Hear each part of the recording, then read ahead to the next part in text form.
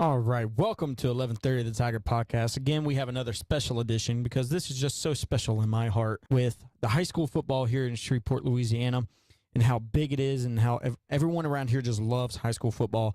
And this weekend, Saturday, starting this Thursday, September 8th through the 10th, is the Landers Battle on the Border High School Football Showcase, where we're going to have over 50 Division I prospects playing in the same weekend and against each other with teams all over from Louisiana, from our backyard down to down south, to teams from Texas, Oklahoma, Florida.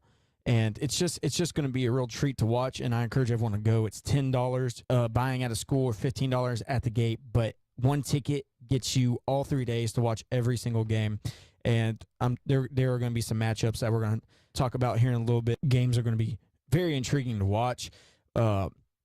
Today, they had the press conference at Independence Stadium with the coaches participating and some of the players that are going to be on display and showing off their skill set. With we're going to go ahead and start off with the Evangel Eagles, and Byron Dawson in the press conference was talking about their loss last week to the Allen Eagles out in Texas. You know, Allen's one of the biggest schools in Texas. They own and they play in the biggest high school stadium in the entire country, and the Allen Eagles have over 1,000 players on their football team against Evangel, who has probably around 50. And so it was a huge advantage for Allen. But I talked to Evangel senior receiver Tanner Ash, and here's what he had to say about it. After the game Friday, how was it facing a team like that big? It was definitely a good thing for us. Although we faced adversity, it taught us a lot. And watching the film after the game kind of showed us, a lot of little things add up to be big things in the game, as you can see. But we're totally focused on this week. We don't want to look back. We want to learn from what we, had mistakes with last week and bounce back this week. So. Evangel's coming in out of a loss against the Allen Eagles, like I said earlier, and as Tanner Ash said, they don't want to look back, but they want to learn from their mistakes. And the Evangel Eagles have a defense that's probably one of the best in the state, and is the reason why they are why a lot of people are predicting them to make it to the state finals this year or make a run for it for sure, is because their defense is so solid. And now they're going to start playing Louisiana teams and get ready for the playoffs, because you can't look back on those games, because those games don't matter. Those are just building games, and they learned a lot from it. They will kick off after the John Curtis West Monroe game Friday night at around 8:30. So be there, support the Eagles as they take on the Neville Tigers in Independence Stadium. Now we're going to move on to, I had a chance to talk to Parkway head coach David Feaster about their impressive win Friday night against the Bastrop Rams out in near Monroe. So here's what he had to say about that game and their game coming forward against Lufkin. I'm here with Coach Feaster from Parkway, and I was at your game Friday night, and y'all had a really good game, and how do you feel coming into this game against Lufkin? Well, we're excited about beating Bastrop, and Bastrop is a good competition and all that. Lufkin is a whole different level. They beat Longview by 10. They beat Nacogdoches by as many as they wanted, and so they're a program that's on the rise again. They're historically great. They were down a little bit, and now they're back up. And this is the year they've been looking at, because everybody coming back from last year. So we're looking at our team, like trying to determine how far we can go. And we compare Lufkin with some of the best team. Last year our playoff run was Acadiana and Destrehan and Zachary, and Lufkin is probably in that class, maybe a little bit better than all those. We'll see. So it's definitely going to be a challenge for us. And what I saw Friday with Rogers, and I've heard so much about him. I finally got to see him live, and then also 88 Morgan, Marshall. And just those two, they just look in sync together when on the field. And is that relationship crucial on the field?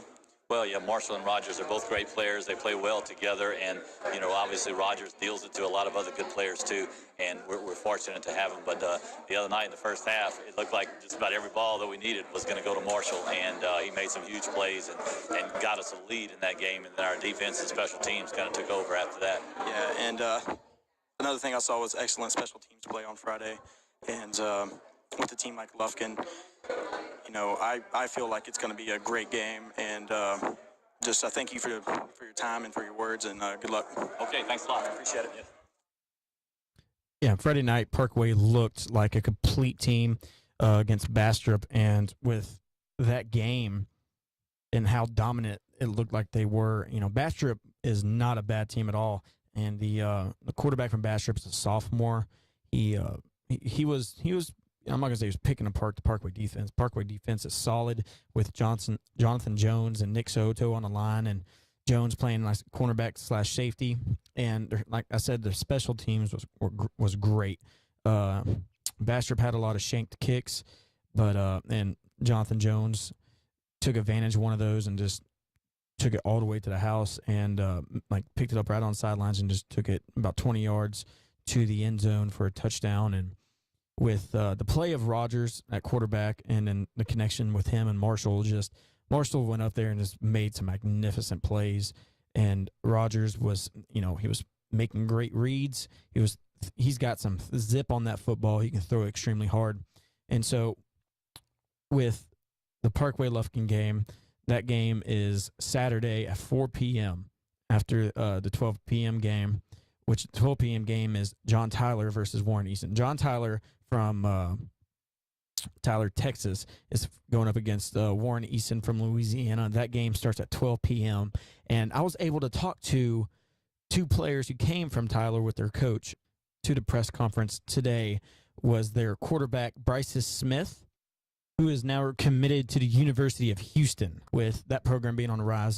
Talked to him about his commitment there. And then also linebacker / nose tackle, Chandrick Smith, and talking about his role on the defense and what he sees on the Warren Easton's offense. All right, this is a quarterback for John Tyler. Let's see. So in the film, what have you seen in the Warren Easton's defense? Because they're a team they always have a tradition of having a great defense, especially in Louisiana. But how do you feel going into this game? I feel good about our offense and what we can do, but their defense is solid. They have a lot of athletic people on their team start from the line all the way up to the secondary. So we just have to play hard and just take advantage when they blow coverage or whatever they do. And with your skill set, how do you think it matches up against their defense? My skill set can match up against any defense, but they are very athletic, so I have to be smart about my decision making. And if I'm gonna do something, I gotta be out 100 with it. I can't think twice about it. And I'm an Oklahoma fan, and after this weekend, I respect the crap out of Houston for what they did this weekend. But what made you choose University of Houston? I saw the program on the rise, and the coaches. I know coaches leave, but the type of culture that they established down there is great. It's a winning culture, and they working hard. And it's just, I don't know, if they move to the Big 12, that's another plus. Big time. So, man, I appreciate it. All right, Chandrick. So, what I heard in the press conference that you played middle linebacker, and are you still going to be playing that, or are you definitely just a nose tackle now? I'm playing, I started out at middle linebacker. When we changed our defense up, I dropped down to the nose. I also, if we bring another nose in, I drop to outside linebacker. I'm just all around athlete on the defense, really. And I'm excited to see y'all play. And with your defense going up against Warren Easton's offense, what's the film say to you? How do you think y'all are going to match up? Watching film, they're pretty good. I don't overlook them. They're 1-1 right now. So, but we've been playing a lot of run teams. There's been a lot of run threats, so we've been good with running teams. The few times the teams have scored on us because we've been sleeping and they got us in passing on our coverages. But this week we're playing a run team and a throwing team. Not only can he throw the ball, the quarterback can run. So that's going to be a big factor in this game. We got alignment. We got to know that we can't get upfield, no jumping outside. Secondary has to be key and on point. So, going against their offense, we're going to have to be very, very disciplined. Being disciplined is a huge factor for any team going up in the showcase because there's such great teams in this showcase. And now who we're going to talk to is Byrd head coach Mike Suggs. I know personally some people who play for Byrd, and they are really young this year. I think they only have one returning starter from last year on both sides of the football. They lost so many seniors, so many starters, to injury. So Byrd's having a rough start. They played against Barb and lost in week 1. And here's what Coach Suggs says about that, and then also getting ready to play St. Thomas More. I got Coach Suggs, Byrd.